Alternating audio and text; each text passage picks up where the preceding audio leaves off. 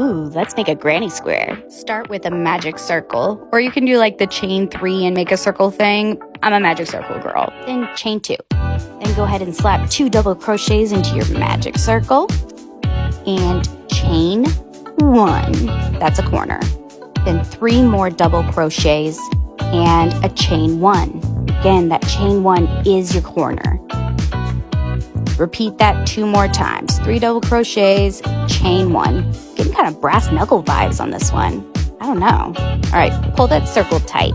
It's so satisfying. All right, there's our first row. To join, you're going to join into the second chain, not the double crochet, the second. Seriously, I can't, literally couldn't get that in. Do your chains looser. Slip stitch and turn it. Turn it. All right, and then we're going to do a slip stitch into that corner there, the chain 1 space, and chain 3. 1 more double crochet into the chain space.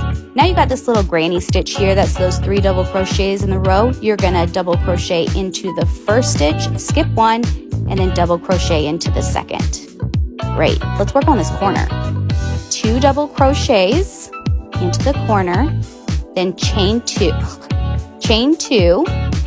and then 2 more double crochets into that same corner.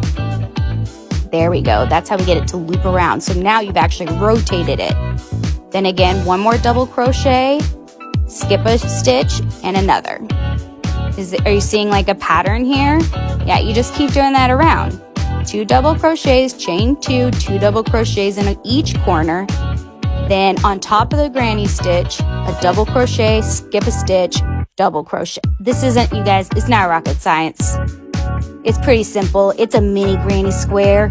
I wanted it kind of solid for the very last corner. You've already done half of it, so just chain 2 and slip stitch to join into that 3rd chain.